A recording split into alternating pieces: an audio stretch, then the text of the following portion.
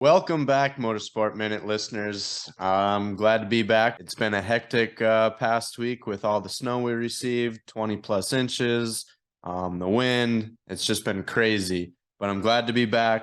It is Christmas week, so it's going to be another busy week. I got my co-host Nevada hopping on here after a bit. Can't thank him enough for hopping on. We need you guys to subscribe. Give us some feedback. Let us know who you want to hear from. And we will move forward with it. I appreciate everyone that is following, listening. It means a lot. And we're going to keep moving. Let's hop into this podcast. Basically last week we were out at Shearing Speed Sports, and pretty phenomenal facility to have your own test track. And it's, I don't know, it's top notch. And he's not wrong. Every factory team is there practicing because that is the only spot in the United States to practice. Yeah, I know they used to go to ERX. That's where like the preseason practice test session stuff was. But now I don't know if ERX is even still around or if they just went strictly to like dirt stuff now. No, they're still around because I follow them on social media, so they're still out doing stuff.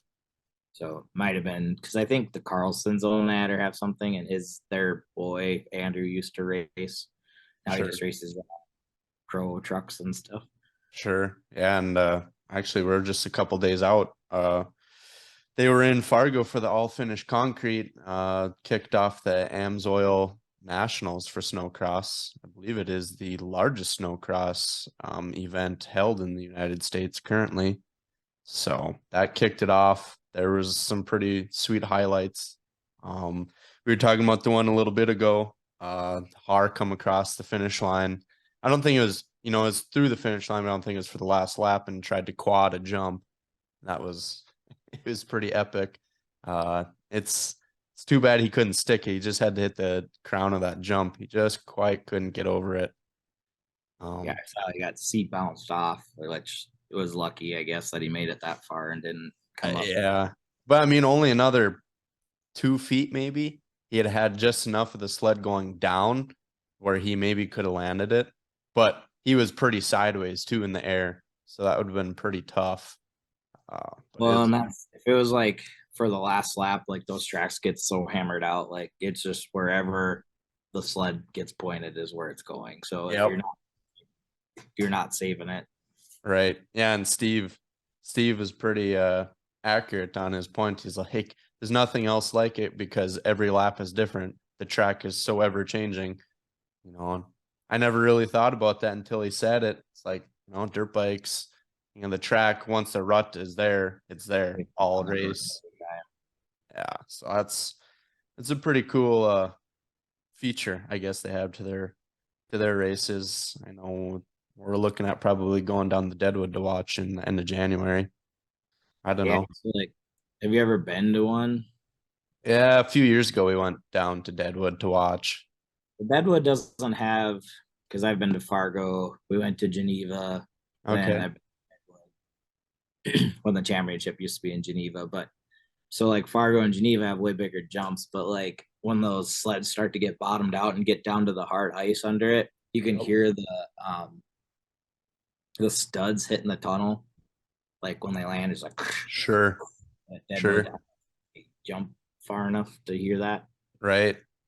Yeah, I mean, realistically, there is suspension, but there's not a lot of suspension on a snowmobile. Yeah. I mean, not really. Yeah, I think it was Cody Cam came out with the win overall for the weekend. $10,000 on the Amsoil Dominator. I think it was a pretty big win for him. Yeah, so he's kind of like the veteran now. Back when Tucker Hibbert raced for Articat, Cody was like about the only one that ever had anything for him. And I think maybe when Tucker got hurt, or I think Cody, I mean, he's been a champion before. And then it's good to see him kind of back and henches and everything for Polaris. Right. They're a pretty good dominant team. Right. I mean, yeah, and really good. You got Elias. He's been riding hard, riding good. He's actually currently number 1 in the points. It's him and then Cody and then Emil par. So, Yep. that's pretty tough competition right there. Yeah, I remember when Elias first started, he raced pro lights, and he came over from is it Iceland? Yeah, I think he's from Iceland or Sure. Norway. Yeah, so he came over and he would never finish a pro light race because he always crash, or he'd crash and then he'd come back and almost win. And he ended up racing X Games that year on a mod. So like back then, there used to be like the pros were on mod sleds, which are they're Right. different now. And so he raced a mod sled there and did okay. And then he might have raced one at the championship round that year because then they don't really care, if they're not in the points, they'll put some of the pro light guys on pro sleds. So Sure. mod. And then the next year he got his mod sled. It's kind of the same thing. You'd wreck all the time, and then you never finish the season. But then I Right. don't know, it took him like 2 or 3 years, and then he finally, learned how to be healthy. But he's so wild. Like he had stirrups on the tunnel, Yep.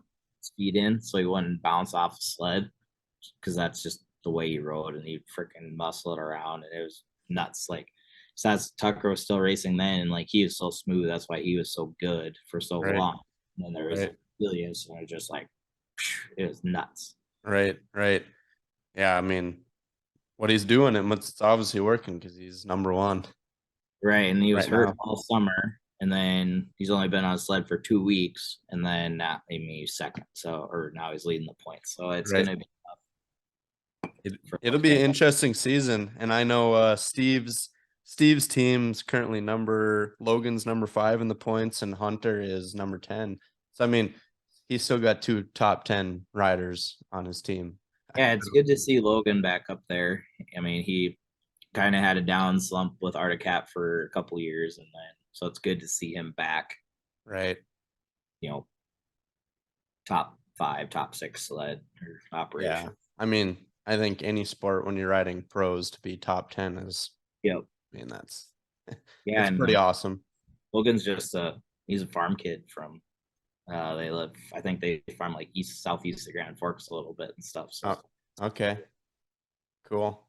Yeah, I mean, it doesn't really matter your background. You can be fast on anything. I know when I looked into Tremblay a little bit, he was predominant motocross up until he just kind of hopped on a sled, and I think he kind of shocked himself as well as fast as he was. I think that's kind of Cody's background too. I think he's a motocross guy, and then I mean, there's a few of them, and then yeah, it's just kind of funny how they work, and then of course, a lot of them are Canada or Iceland, Finland, Norway, whatever, and they come over Right. motocross season, and then Minnesota, a few North Dakota guys, yeah, so Wisconsin, like yeah. Midwest, Wisconsin, and then Yeah, there's a couple outliers, motocross guys. right. And some of them will have success in the summer, but not all of them race dirt bikes by any Right. means. Right. Yeah, and that's kind of what I talked last week. What do you do in your off season to stay fresh for, the season? Obviously, there's not snow year round unless you're chasing it, going to New Zealand or things like that. I know snowboarders do, but it's a little easier to pack a snowboard than a snowmobile. Yeah, I know there's like a Battle of Nations race, and I don't know if they still do it, but that goes around. So like 4 or 5 guys from the United States will go and they'll race somewhere, or maybe it's over here some years or whatever. Yep.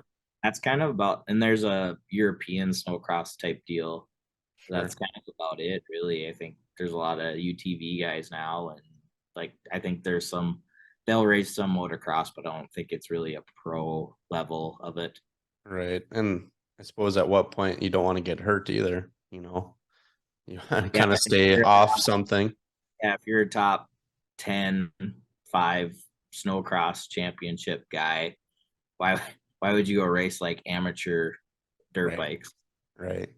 Yeah, doesn't make sense at all.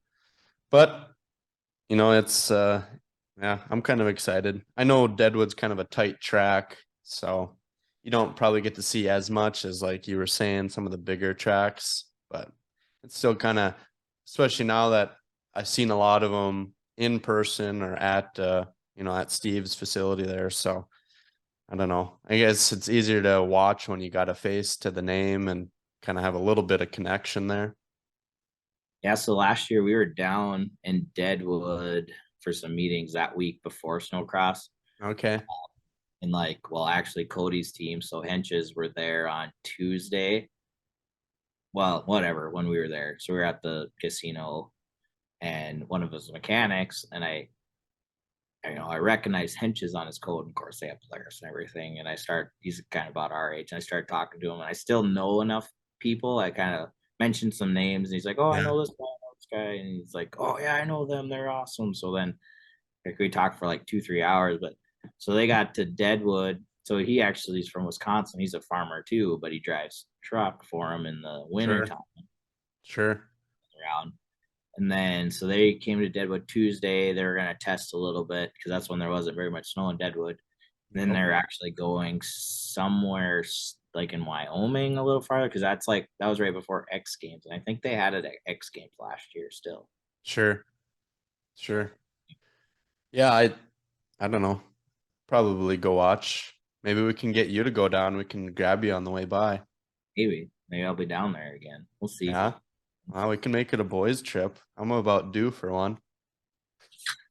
That's why I know I that's wish kind of hard to pitch to the wife to go sit in the cold to watch snowmobiles. it's for work trip.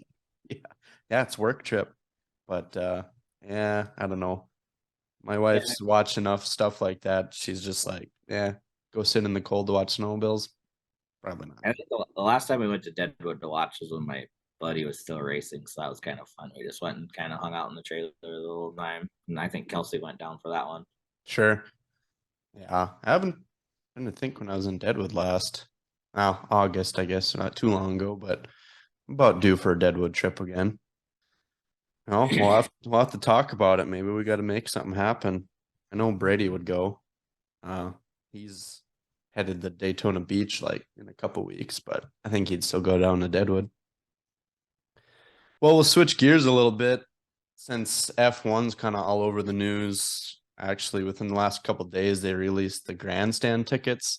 So I was looking at some pictures. They're going to put the grandstands right along the Bellagio, where the water fountain and all the water show is. So they kind of have a 3D image of like where everything's going to be.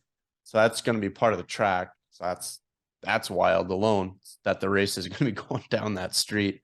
But from what I could tell, the cheapest package, if you were to like buy a package and stay at the Wynn Hotel where it's all going on, is $6,400. But the cheapest GA ticket for the 3-day race is $500. So I guess there's a lot of like uproar about the average person can't go watch it. Yeah, that doesn't make. I mean, I guess it makes sense for F1, but it also doesn't make sense at all. Especially, I don't know.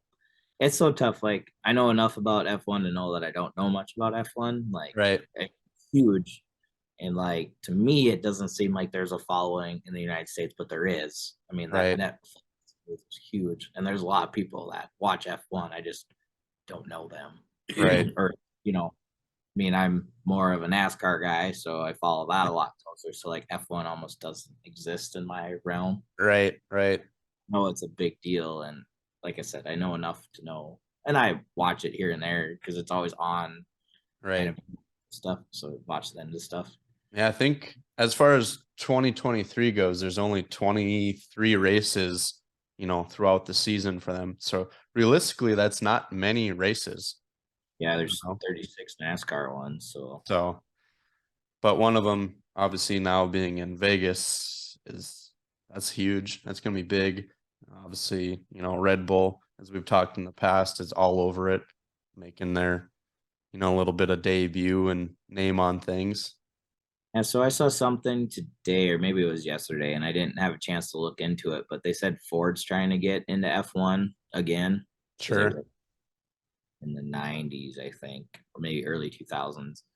But they're trying to get back on. But then the thing that kind of threw me off, which I wasn't 100% sure, they said they're going to get on with Red Bull, which really doesn't make any sense to me because like Ford has no like Red Bull athletes. They're mostly like monster guys. Right. even versus Toyota now. But yeah, it always seems like Ford kind of lines with Monster more. So that's Right. I wasn't quite sure about that, but like yeah, they said they're gonna go with Red Bull, but Red Bull's already got Honda, so I don't know. Like I said, I didn't get a chance to look into it more, but that'd be kind of cool. Right. Right.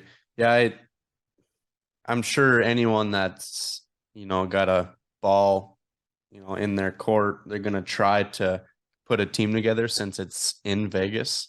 I mean, it would only make sense as far as like even if you sucked from a PR standpoint, your car's there type deal. So I guess I could see that, but any of those NASCAR Yeah. F1 like that, those teams are so expensive to run. And Well, an F1 team is like 10 times more expensive than a NASCAR charter. right. And you hear things from NASCAR like they need hundreds and hundreds of thousands of sponsorship dollars to run those teams.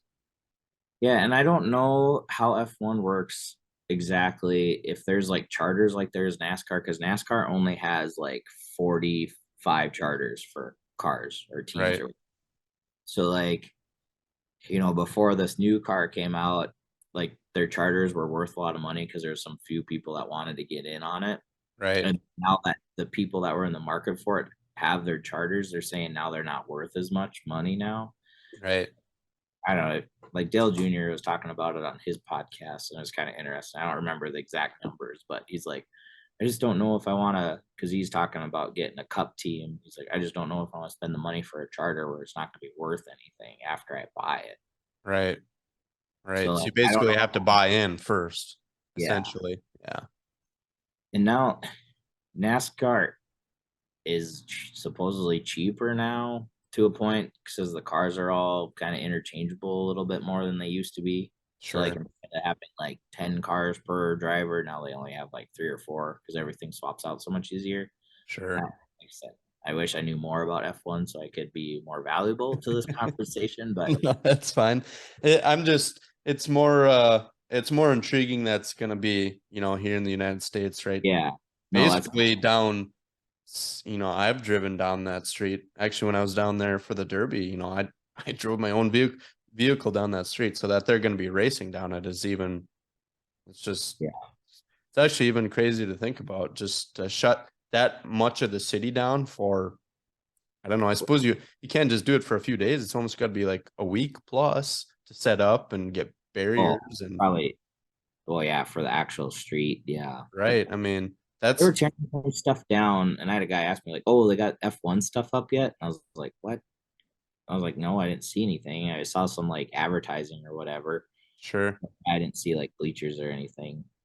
Yeah, But it's down on that I street, don't like even think they're lots of probably in construction, but I don't think they're like a thing yet. And obviously they probably won't even put those in place until the month of maybe or so.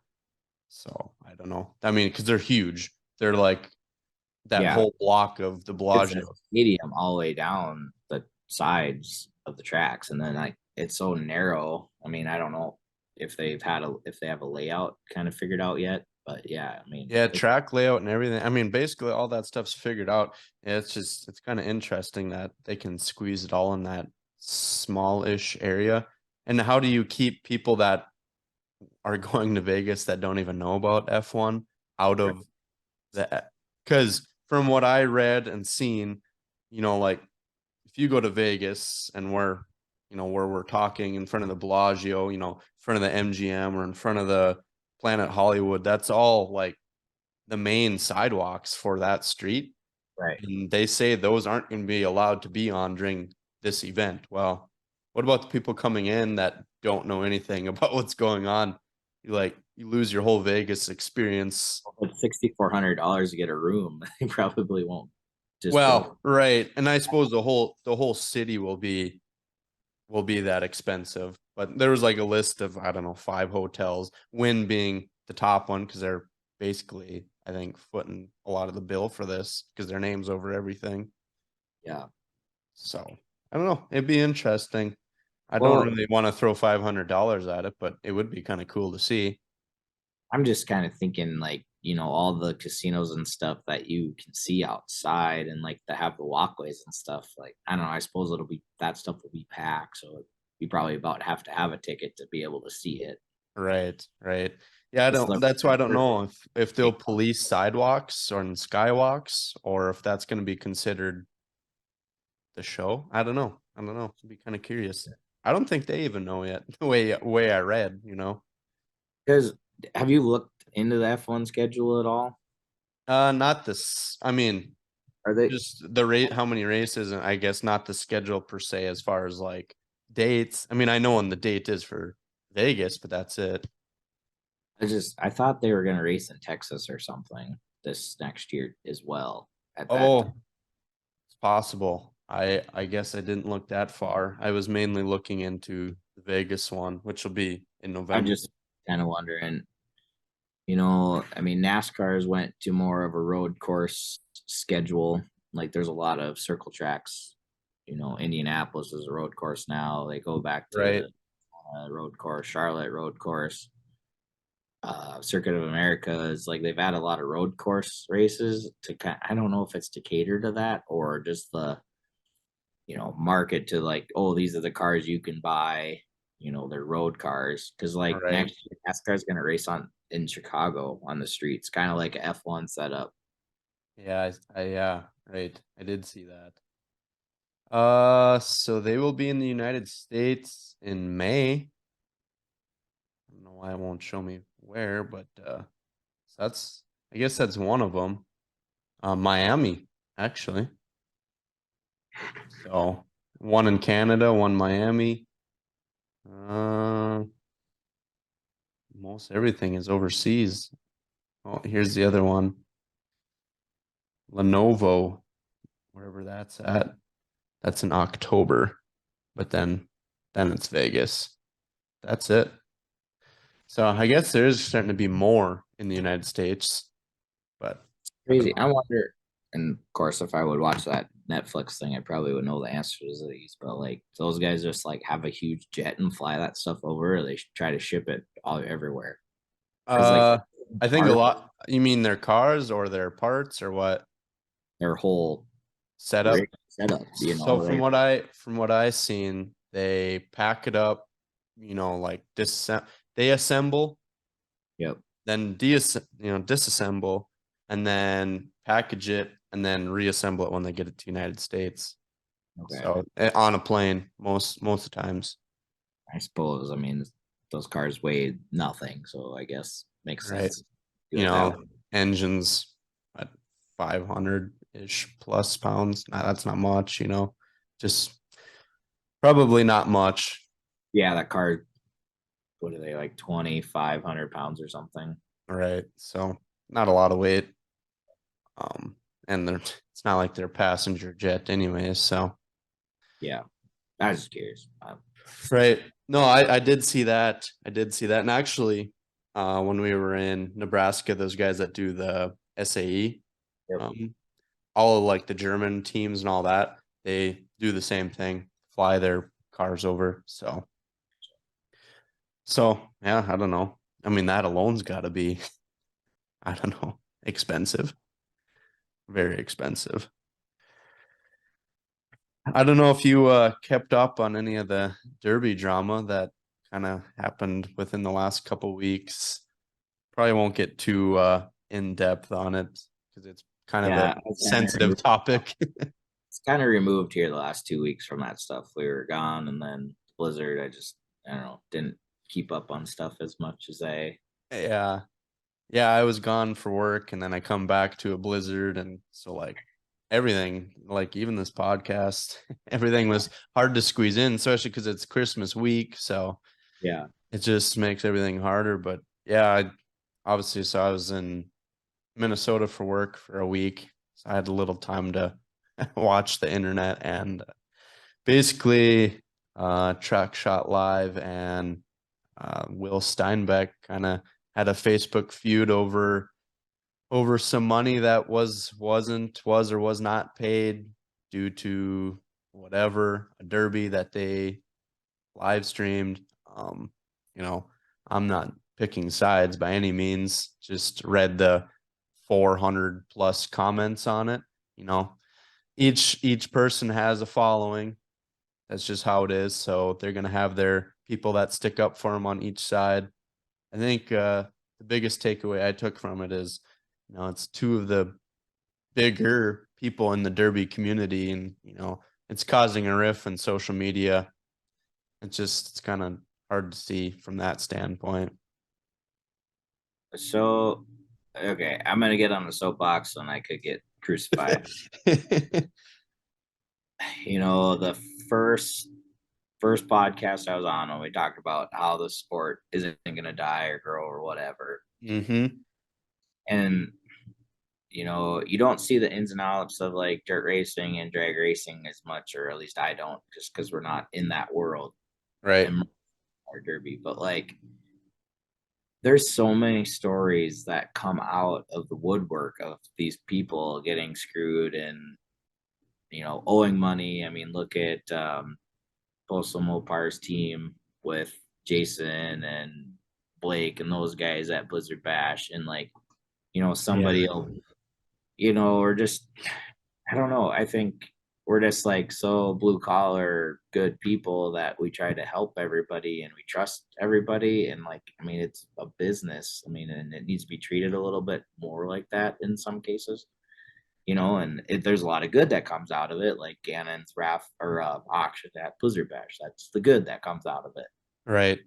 We'll try and trust people, which I'm not saying people can't be trustworthy, but you need to have some common sense behind it too. Like, you're Right. saying there wasn't a contract or anything like written in stone. It's like, well, there you go. Like, you need to have that stuff if you're trying to run a business, because that's what Will Steinbeck does for a living, is build cars and does derby stuff.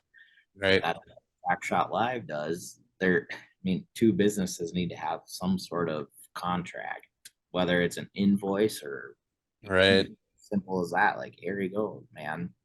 Right. Yeah, and it was at that damn derby, and I believe Will was working for a promoter. Can't recall the promoter business name right off the top of my head. And then so he was kind of the mediator for that promoter towards Track Shot Live, and I think that's where I wouldn't say confusion, but where the directive from Track Shot Live came, why they went after Will, because he was the one that got them to come and set up.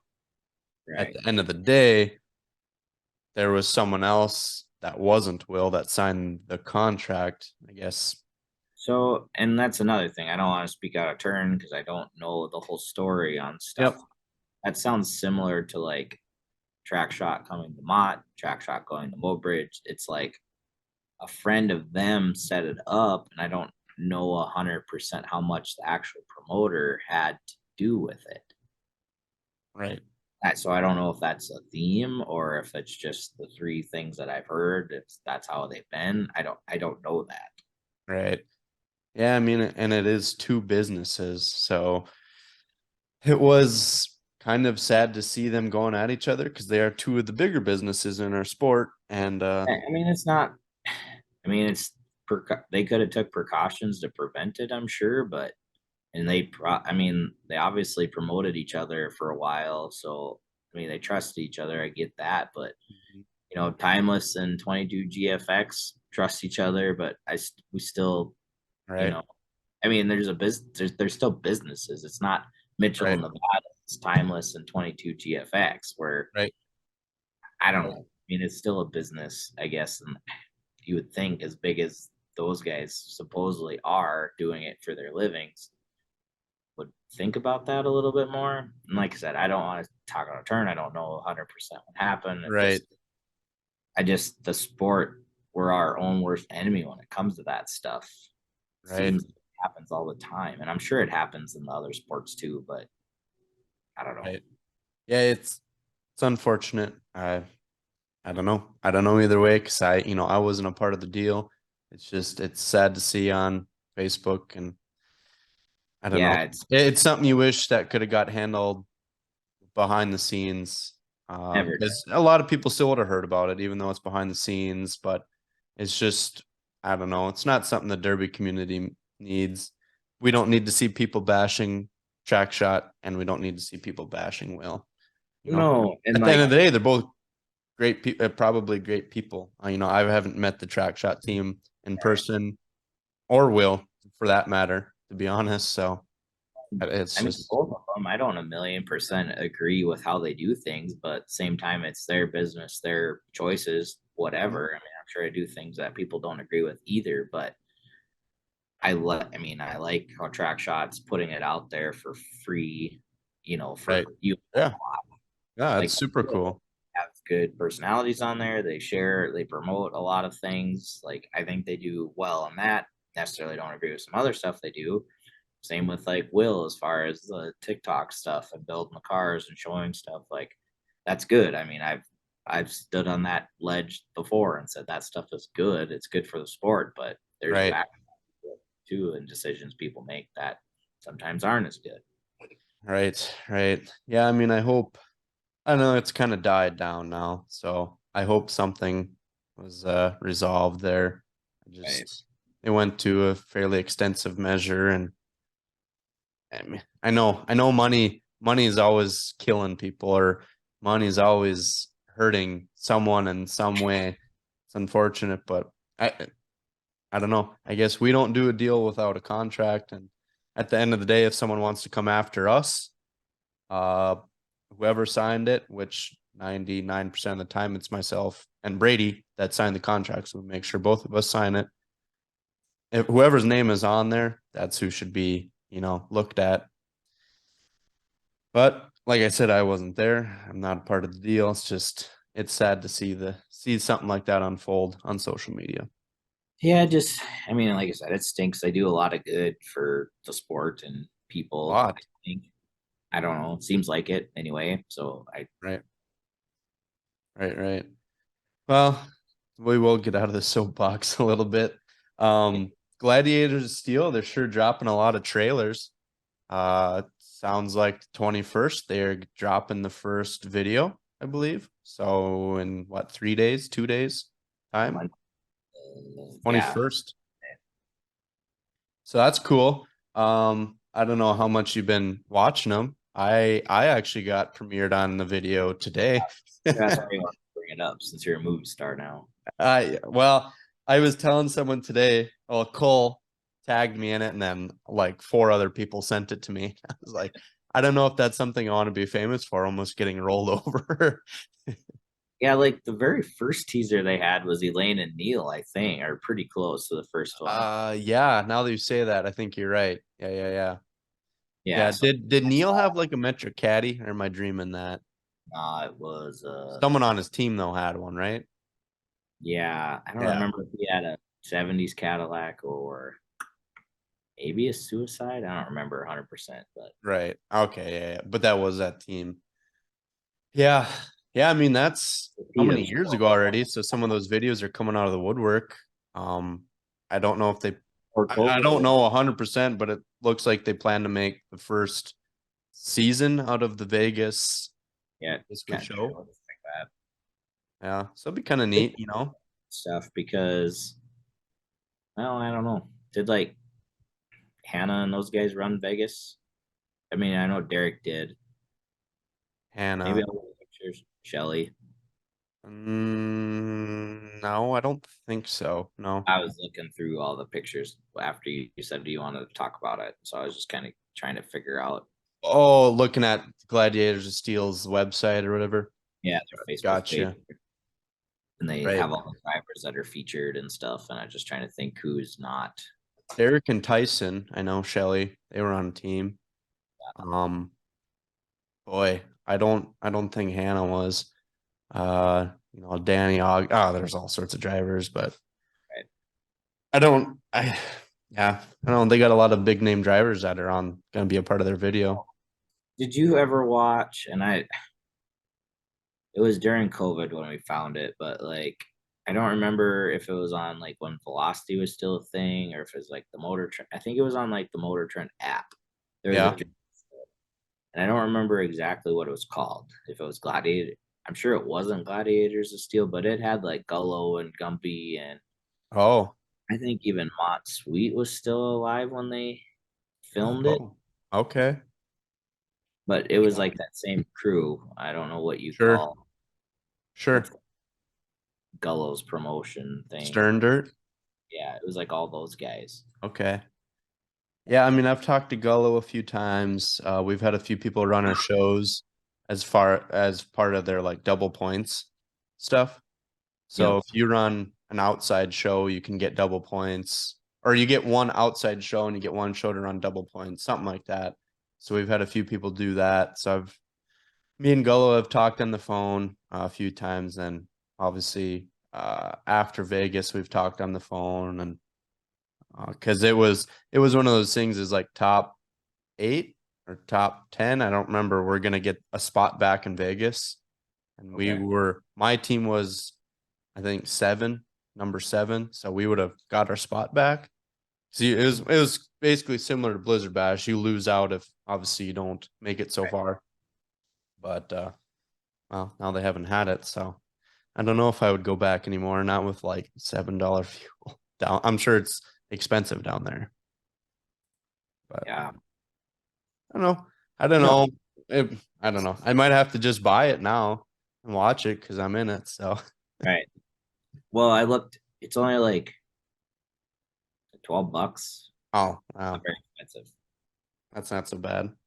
Which I don't know if you just buy Gladiators of Steel, if that's what that entails, or if it's like a monthly subscription. Yeah, I was maybe I like, gotta. I seen they liked my comment right away, so maybe I got to reach out to Gladiators of Steel and let them yeah, know that we're doing a little promo for them here on the old podcast. I don't remember signing a waiver to use my likeness in your Yeah, film. Give me yeah, $12 so I can watch it at least. yeah.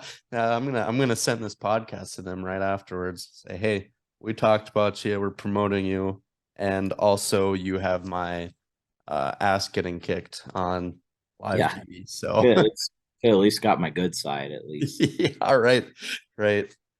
God, and I damn near got rolled over in that very moment. So I was shitting bricks when he hit me at that point in So time.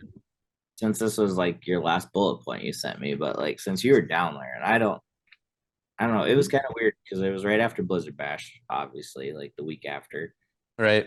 So like I don't know, and there was some, but like the ins and outs of it, like why this is what flabbergasted me, with all the motorsport stuff that goes on like down in that part of the world in Vegas and stuff, like how come Yep. like the dirt was so crappy right away? Was it crappy the whole time? So the dirt. Yeah. So there was a big thing that so the plaza puts on rodeos there, right there. Yep. There was a huge ordeal where they didn't want the dirt in the arena removed.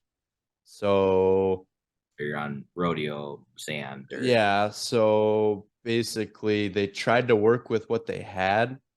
And Okay. honestly, the first night, yeah, it was soft, but it was probably the best night Okay. because then it just deteriorated night after night.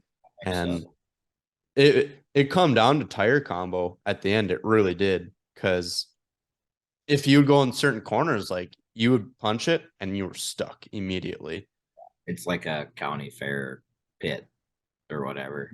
I've never driven in something so soft. I, Yeah. any show I've ever been at, that was the worst. And it was like that was always on the back of your mind is like you got to really be cognizant of where you're driving just because of how the track was.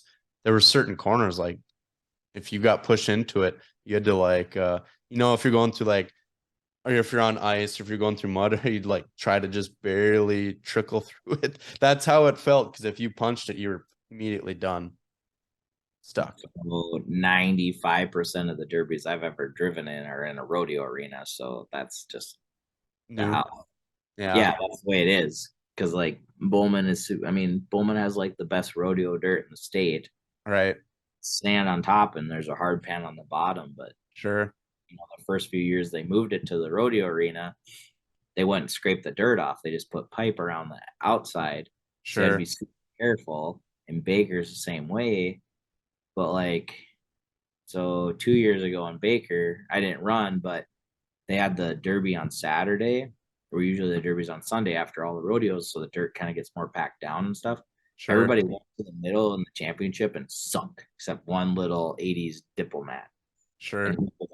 he didn't get stuck. And he ended up winning in like a minute. And they're like, oh, Oh, we're gonna pull everybody out. And like a few of us are like freaking out. It's like, well, you can pull them apart, but like that guy needs to win. It was Logan Forrest, but that guy okay. needs to win. He didn't get stuck. I mean, he wins. That's Derby, and it's not.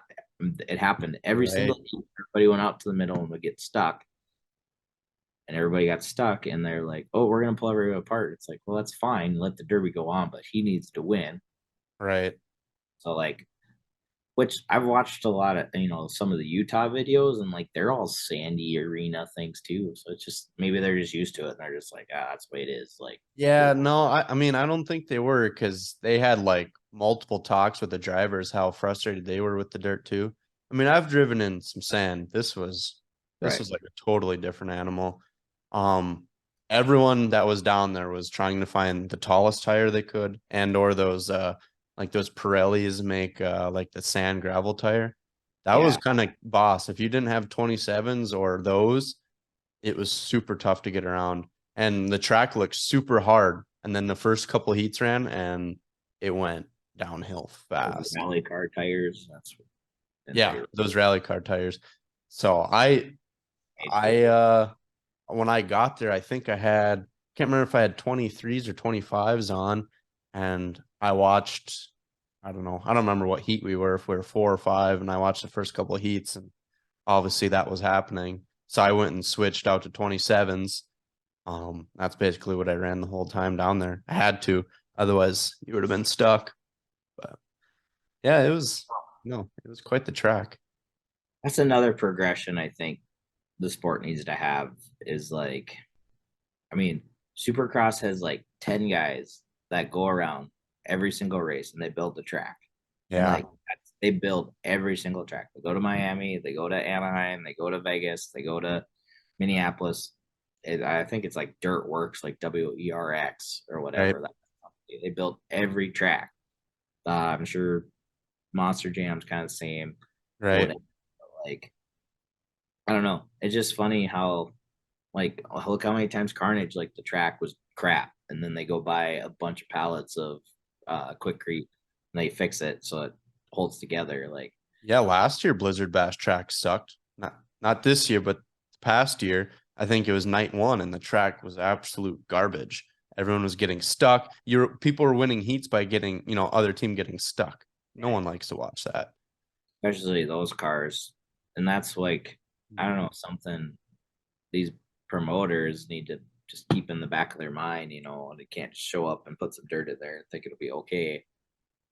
Because, Right, like, so in the NFR, um, the PRCA owns that dirt that goes in that arena. And sure. that's the same dirt that goes in there every single year. And, like, of course, it's like, I don't know why we're going to talk about barrel racing on this motorsports podcast, but I'm going to. Fine. So like the first few nights of the NFR, like the barrel horses were like 14, 14-2, 14-3, whatever. Sure. The night we went was like the fifth night or whatever, and they're like 13-8s. And I was like, God, did they move like the timing thing? Like, why all of a sudden is everybody half a second faster? I Right. had to think about it. And I'm like, I bet you the dirt's just starting to get like packed down. It's not so soft now because they Right. open performances every night, barrels that the pickup driving out there, like it's starting to get packed down. Right. I know it's probably tilled up on the top, but it's starting to get that hard pan on the bottom. It probably just is literally getting faster. Right. Not Right. like the horse is a half a second faster. Right. So, Yeah, anyway, tracks are huge. And quite honestly, I think if, obviously COVID wouldn't have happened, I think if Vegas could have kept it up and being on that following weekend, the Blizzard yeah. Bash, that could have been really hard on Blizzard Bash drivers. I mean, I The don't light know. it was a lighter build. I mean, they had a way. I mean, I think that's just the way it is, and that's kind of the Right. Yeah, it still was the full cradle, full trans race, yada yada yada, but there was a lot of frame stuff you couldn't do. They realized pretty fast. I think everyone bitched about Oh, that was like, was it 14-inch bumper brackets? And everyone's like, we're making these cars hard, except for the A-arms forward. We can't do anything. And they realized, like, after the first night, everyone was blown out in front of the A-arms. So they gave, was it every team got extra 2 plates or every team got extra 6 plates? Maybe it was 6. There's a lot of extra plates to fix that because there were some teams that were just, in front of the A-arm was just an accordion. But, I'm sure. Yeah, you got everything behind it supported. well, Was yeah, I mean, the rear end everything's strong. rule kind of funny too? What's that? Isn't the rear end rule kind of funny too? Like brace rear ends or something? No, because I ran my full postal. I think the biggest was the gripe out of the whole deal was you could run full cradles, but most all cradles come up above the valve covers, a full cradle. The Right. mid plate comes up on the back. Yes. Almost everyone had to cut their mid plate. So you're cutting a, $1,200 cradle plus you're cutting Yeah. that mid plate, cutting, I don't know, 5 inches off of it in the back. So that was a big thing. And, if people didn't cut enough, they were making them cut more. And uh, I don't know. They gained nothing out of it, to be honest. Well, that was one like one of the. I remember one year at Carnage they made everybody cut like their fan shroud or something because like Yeah. Blizzard Bash, they did that too. Blizzard Bash. It was Blizzard Bash then. Because if you Yep. walk around Blizzard Bash, like all the mod guys like have welds around their fan Yep. shroud from Yep. that year. It's like, don't you look at the guys that make them, like HRT, Ski, all these guys will be like, oh, they're 7 inches. Like, okay, that's the rule, is 7 inches. Because Right. I don't know, it doesn't make any sense. I think it's just a power trip thing. Yeah. No, that was the whole cradle thing was super frustrating when you got an expensive cradle and you got to cut the top corners off on the back. That sucked. But what do you do if you want to run? I guess you got to go with it. Back up and head back 17 hours. 21. Yeah, no, that Um, was not an option at that point. Uh, if I wouldn't have had the crew I had down there to get my car back in the retech, just yeah, I probably would have been packed up and driving home. But yeah, I mean it's a good spot, pretty good weekend because the temps are hot, but they're not like miserably hot. It was like mid 80s, which is hot enough when you're laying on asphalt working on a car. well, it was 50, it was 52 degrees last week when we were down there, and I was walking around in my t-shirt the whole time. Yeah. Like all the Vegas people were bundled up. I was like, geez. Oh, you should only, yeah. Yeah. Ugh. I didn't want to like be that guy, like, oh, it's 10 back home and Right. everybody. Yeah, right. Right. Right. I mean, we were kind of cold before we left, so I was kind of used to it. I was just walking around like, well, it was fine. Like, yeah, it was probably maybe a little cold, but at the same time, you get out walking, like sweatshirt was too hot. So Right. I was that guy walking around in a t-shirt the whole time. Right. I mean, that was also December where that shows November. Right. Right. So do you stay in contact with Jake Hanson quite a bit, or I'm sure you've seen the news about his new Um, steering setup. yeah, it's just more kind of when he needs stuff here and there. I mean, yeah, don't talk to him a lot, but Right. You do his yeah, I saw that. graphics here and there. Yep, yeah, him and his dad and their whole kind of crew, I guess, do their stuff. Sure. They're out of South Dakota. Yeah, yes, like very eastern, like that Minnesota. Because Okay. I think Jake's actually lives in Minnesota, but his dad's South Dakota. But yes, over in that corner of the world. Gotcha. Yeah, I mean, he kind of broke the internet a little bit with his steering setup. Sounds like it's proven. He's tried it, and he's a Yeah, pretty he's ran quality it. driver and builder himself. So I mean, he runs VIX, and like, I mean, if you know him or follow his Facebook at all, like, I mean, he knows them to the sky. Like, they're always bent up, like right, all the time. So it's like, yeah, he's definitely put it through his paces. So adventure just it's gonna work fine. I mean, right, limited weld setup that moves a bunch, probably the perfect ticket. right. What if Yeah, I mean, say heck, I'd even maybe be curious to maybe try one in a stock car. yeah, that's what I think that's probably what they're mostly, that's where the biggest benefit was for. Until someone starts putting it in the rules that you can't have those. Yeah. I'm pretty sure my 1-inch NLR steering shaft kept my front end, my like sub from pulling out of my imp this summer. Yeah. It was bound up so tight I couldn't move it. And like once I bent it, it was weird. It didn't bend the 1-inch at all. Right. I'm pretty sure that kept it from like coming down on the Dropping driver's. out. So I don't know if I would add his, I probably still could have got around a little bit. Right. You gonna run any shows this summer? Or are you pretty much tapped out? Is my wife gonna watch this podcast or? I don't know. You tell me.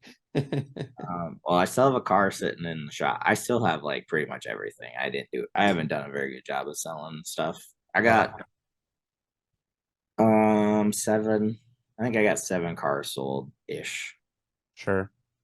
and then a few parts here and there.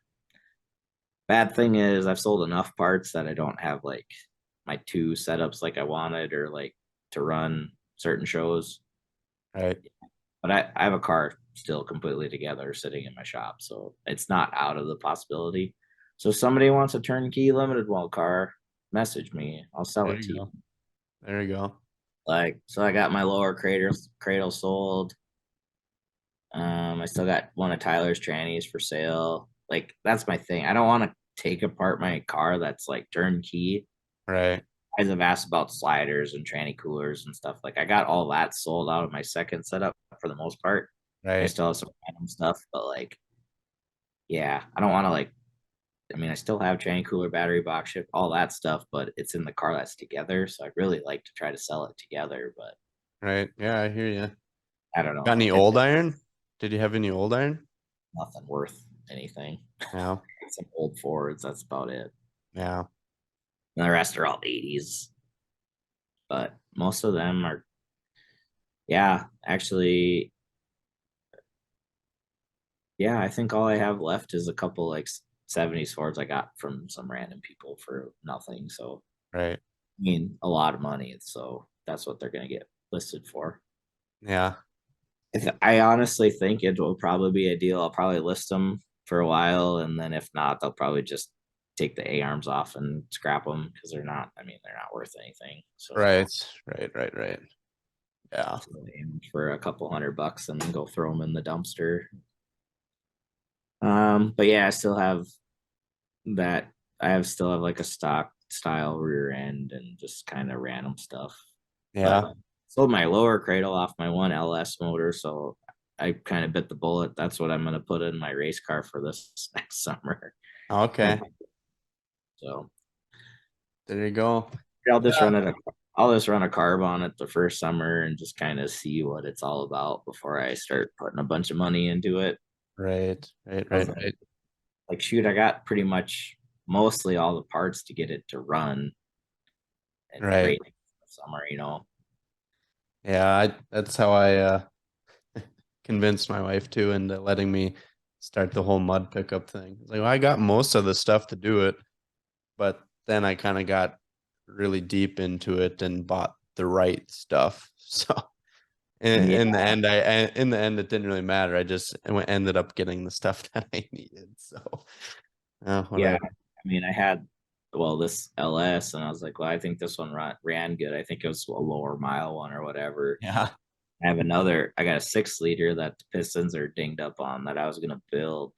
I was just gonna put pistons in it and run it, and then it's Yeah. like, well, if you're gonna put them, pistons in it, you might as well put a cam. You might as well get it machined, Right. Right. and I'm like, well, shit, you're gonna be 3-4 grand into a motor Yeah. and not even have fuel to it. Right. And I was like, you know what? I got a carb intake. I got a carb. I got the motor. I'll Right. just do it this way for the first year and do the suspension right. Like I gotta get a rear end for it. Got to get front struts and all that stuff. Do that stuff right Right. and put a junkyard LS in it and see what. Yeah. I mean, 300 and some horse and a 2,500 pound car is going to be plenty fast enough, I think, for a Right. while. Right. Yeah, we'll see what happens. I signed up for Muse's show, so You that know, Memorial Madness. So you take a fan. I am. I am gonna take a van. I'm gonna try to take the easy road out on this one. He wouldn't let me run my pre-ran for the 80s street stock. Otherwise, I'd have brought two cars. Which I don't blame him. He wants fresh cars.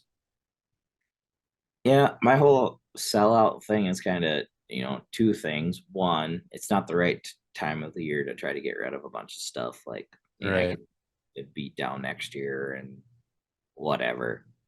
And two, it's like the biggest show in the country is 2 hours from my house. Do I really want to sell all my shit right away? Yeah. I mean, Yeah. it was one thing for like Blizzard Bash, like, oh, that's a 12-hour haul. Like, oh, Jesus. But like 2.5 hours, like, you can 2.5 hours, you can go get your ass kicked and not feel real bad about it. Yeah. Yeah. Yeah. I'm still on the fence about it myself. I see they Saying I'll updated like sign up. registration and national teams are gonna be picked only. It's invite only. So Figure that's what was going to happen. um How do you not do it that way? yeah. I I I don't mean, know. I have my own I theories. I don't know if it's true or not. I could be 100% wrong. So I hope nobody takes this the wrong way. But I seen on the old Facebook world that Mike is keeping his setup now. So one could only guess that they may have gotten one of the invited spots. there was grumblings about that at Blizzard Bash and a lot of the other teams. Yeah. And I have a little bit of insider information with other teams about that as well, Yeah. like stuff needing reworked further. But anyway, yeah, I don't know. This is so like from a promotion standpoint, and you can tell me if I'm wrong because you have that hat. Wouldn't you want the best show possible to promote? Like, is that true? Okay, so are you gonna open it up? Let's say I don't know how many teams he's planning. Let's just say, is it 12 or 16 teams? I don't know how many national. I know like bone stock and stuff is only 12. Okay, let's just say 16 teams Yep. in the national bracket. Are you gonna leave it to random chance? Like That you might get a few not not great national teams. quality teams. Like, okay, I know you won't take offense to this. You and I aren't national team builders. Like Right. we're not those guys, but No. let's sign up for this show. Right. So we get in there, snipe a spot from Mike and Tori's team that Yep. deserves a spot and has that quality of equipment and setups. There's a team in the qualifying this year. I don't remember the name, but they've been in there 2 years in a row. Down at Blizzard Bash. Yep. Whatever. That's how I feel about them. Like Elliot, is it Elliot? Uh Last year I think they were yellow. This year they were maybe blue. They I think that's who it was. Yeah, well, whatever. It's just I know exactly where you're going with it.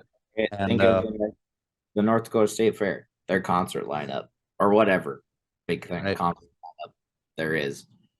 You just open it up to every musical band in the world. Oh, you want to come here and play a concert? Right. Sign up by 2 p.m. on Thursday.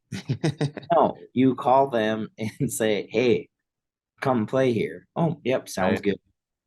Yeah, I'll be curious to see how much traffic there is to get on the other they have compacts and the bone stock team and I don't know how many other events, but it'd be curious how much traffic they're gonna get on it.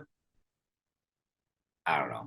I'm probably the minority because I look at the entertainment value on this stuff more, but everybody always brings up like, oh, it's fixed. These teams that get into the qualifying every year, these teams that get into the limited well every year. That's like Blizzard. I'm talking Blizzard Bash, but like, Yep. yeah. I mean, I don't know. There needs to be a little hope to get a random team, that Right. would put in the effort. But like, I'm probably gonna call the top 4 or 5 teams and be like, "Hey, you guys want a spot? Yep, we'll Right. take it."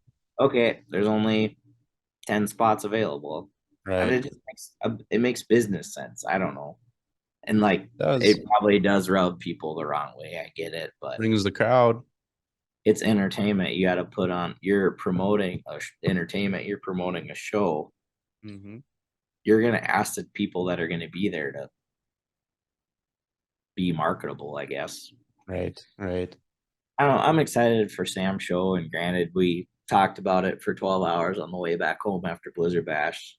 Derek Cleveland and Tyler rode with me, Yeah. so Derek's pretty close to those guys, and Tyler is too. But I mean, Derek helped Tech at whiskey, so he's really close to Sure.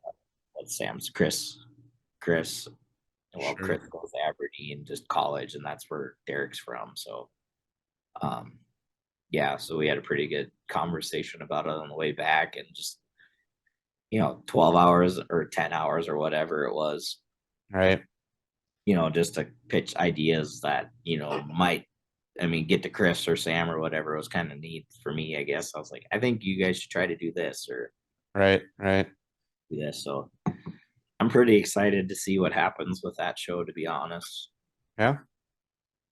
It's close. I mean, I don't know, it's fun Well, to that's the biggest thing. It's close. beat down. It's You know, close. I'm so much for driving 4 hours versus 12.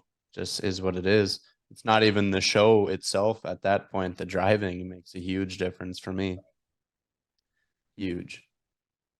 Yeah, and to like for me to be the local guy doing what I do for it is kind of exciting. It's always Right. exciting.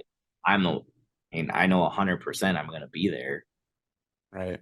I mean, Right. it helps. That's why I think I get so much stuff at Beatdown. It's like I'm there. Like, I help Caleb out with a lot of things. Like, Right. yeah, I don't know. I'm super excited for it. Yeah. I hope it brings traffic our way as well. See. We'll see. Gotta go through the first year first and see what happens. Right. I don't know. There's a lot of kind of little things coming. And I know we talked about it last time, but I don't know. I think it's gonna be exciting here for Derby in general with things going on. I think there'll be some new faces at Blizzard Bash for sure Right. because some of those guys are going to jump over to Sam. So I mean, and all that will be new. I think there'll be some other promoters Which trying. it is time for new faces. Right. There's some other promoters I think are going to step up with some events and announcements here to get on that level and remain relevant. Right. The parts, I mean, I know I haven't been to Blizzard Bash for a while, but I mean, it wasn't too long ago. It was before COVID last time we were at Topeka for Carnage, but I mean, the vendor hall was for pack full. Like, there's new vendors in the game. Like, I don't know, Yep. it's exciting. Yeah, it's kind of nice. It's making vendors be, competitive with their prices. It's not Yeah, one guy setting whatever he wants, right. for sure. Yeah, and I mean, the social media thing that's starting to take off. Like, it's starting to follow things. Like, there's Yeah, just there's a lot of other podcasters starting within the last month. I don't know if you've been watching, but I obviously pay attention because I have one. I think I guess one quality is we don't always land on derbying, but there is right. other people out there going for it. I mean, there's market for it, so why not? A lot of them already have a huge following compared to where I don't, so they maybe have that cornered a little more than I do. I just hope everybody, and I don't know how big of a scope this will have, but eventually someday maybe people go back and watch the first 10 episodes or whatever. But like people can look at other motorsports and see the direction that either they've went or something has happened. Like I think maybe the other than the F1 deal and some like NASCAR news this week with like teams moving over, I think the biggest Right. motorsport was like so Cletus McFarland, the Freedom Factory, and then Bradenton Motorsports Park, which is the drag strip next to it. Yep. They had a huge county commissioner meeting. They're trying somebody's going to develop the land right next to their tracks and build like 4,500 homes and Sure. then other ones. And so they all went to the county commissioner meeting to try to get them to reject the plan or whatever, reject the permit and stuff. But like, I was reading a lot of comments on the videos and Facebook posts and stuff. Like that's happened all across the country. Like, eventually that land, because all these racetracks are built a little bit out of town in a buffer. Well, I mean, look at like Bismarck and Oh, Dickinson, Fargo. I mean, that's just in North Dakota, but like how everybody wants to common. live out of town, but we don't want to live out of town. So now they're building on this land close to like these racetracks and they're getting shut down because I mean, you get 100 people complaining about the noise that are taxpayers and citizens of the county, Yep. residents. They get shut down, and it's happened all across the country. Like, the Atlanta drag strip just got tore down. Like, there's dirt tracks, there's racetracks everywhere getting shut down. No, that's super common. Super common. I just hope people in the derby world are thankful and understand how lucky we are. It's I don't know. In North Dakota, it's mostly county, maybe not like county fair type. Right. Eagles, Lions Club. Yeah. A lot of that. shows, and it's during the day. We're lucky. It's not a permanent thing every week, like some Right. other country are, like speedways are, and different things.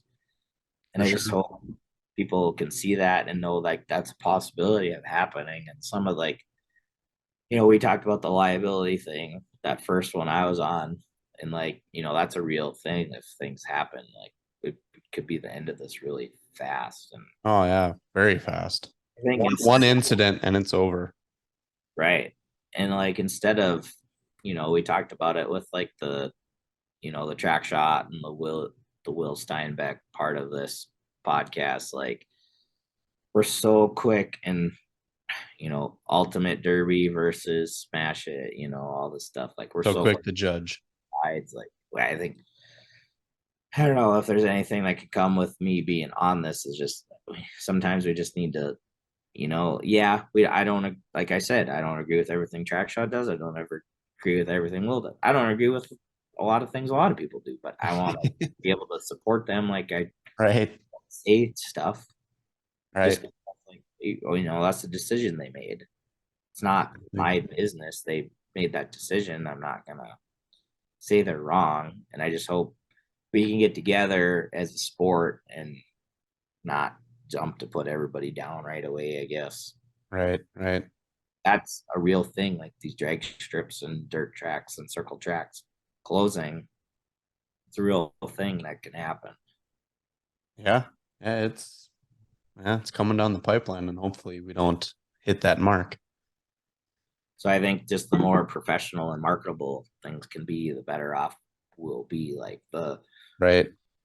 the ultimate derby and rapid, that's inside, that's professionals. We ran professional. Smash it, Blizzard Bashes ran professional. You guys are Yep. on smaller scale. Right. Promoters being professional about stuff is going to add legitimacy to the sport and Yeah, hopefully absolutely. puts it in the right direction. I know car counts and all that stuff is shrinking, but to a point, I guess in my opinion, that doesn't matter as long as the people are still in the stands paying for it. Right. You Right. put on a good show and professional people are going to be there. And I think that's kind of, that was one of the conversations we had. I don't know, maybe, Derek and Chris would be good ones to get on the podcast too. But anyway, that was one of the conversations we had, is like more transparency for like the random person that's Right. there. Why did this person have to cut this? Why are only 3 cars running on this team when it should be 4? Like why? Right. Why? Like, the podcast, the promoters, it's like why are these decisions? Why did that guy get flagged out? Like Right. something more transparent to the audience. Right. Right. Yeah.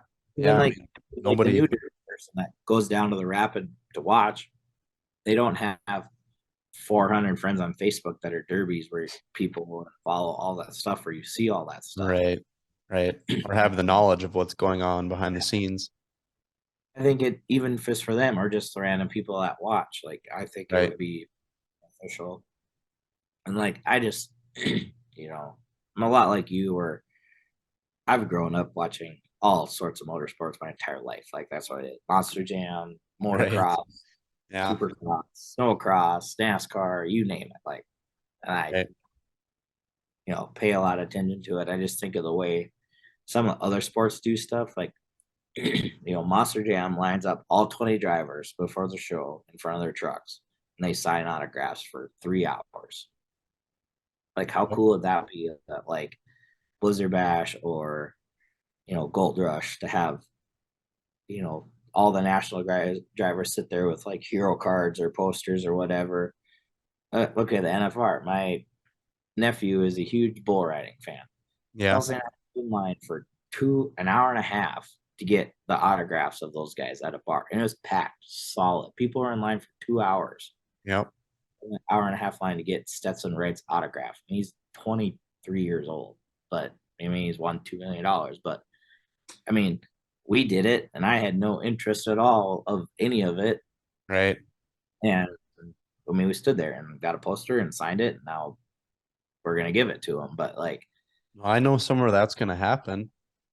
I won't say the details yet, but I do know that's happening somewhere near us. it's my idea. So I already had the idea before you brought it up, but it will be happening. I can't say when, but I do know it's happening because it's already been on the list. So it's been brought up. But yeah, it's things like that that grow it for sure. I always thought it was kind of the deal, like, okay, so like, I don't know, 8-year-old kid goes with his parents to the Derby, gets an autograph from, I'll just say Mike and Tori because they're my Right. friends. I mean, I know where I can say stuff with them or Right. whatever. Then, they're gonna go run.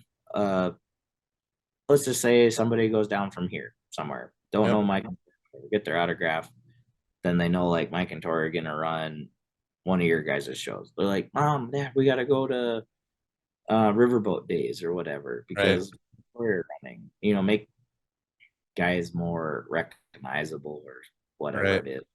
Oh, we Right. need to buy the live stream for this show because somebody's running. Like, I mean, my nephew was glued to the TV for 10 days because the Wright brothers were on the NFR. Yep. Yep. Yeah. Yeah. It's all the little things that matter. Sometimes people overlook that stuff. Well, and I mean, so many people have kids now and stuff. Like, you do stuff for them. So, Mhm. like, you're not going to just watch it because you want to. I mean, but your Right. kid wants to watch it. You're going to spend the $40 to watch it. Right. Right. Right. Yeah. Well, I suppose I'm gonna call it a night since Hour and a half, I was you're gonna on say. that darn mountain time over there. It's only 11 there and it's midnight here. I thought you said you were on Mountain Time. No, I'm on Central Time. That's You're what on I Mountain Time. That's what I thought you were on Central Time. But then when you're texting me, like, oh no, I'm on Mountain Time too. No, I said you're Mountain Time. Ah, whatever. Yeah, I'm on Central Time. That's So, what I thought because the first podcast I was thinking, like, trying to think. yeah. Yeah, it is Cool. late. Well, I appreciate you hopping on again. Yeah, no problem. I'll always be the Good one. topics.